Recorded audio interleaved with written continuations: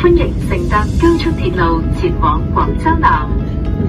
下一站廣州南。今日一齊嚟體驗一下從香港坐高鐵嚟中山海亞繽紛城，到站前先會睇到南頭高速收費站。我哋屋苑就係南頭收費站出口，所以交通非常方便。我哋到南頭站啦。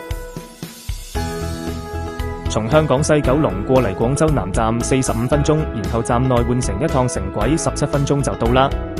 一出站就係我哋屋苑。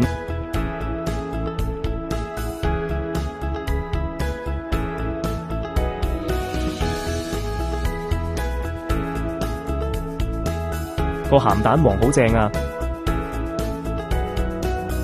呢一棟是喜來登5星級酒店。再換個角度睇睇，哈哈哈！我哋嘅商場今年就可以開業啦，非常期待。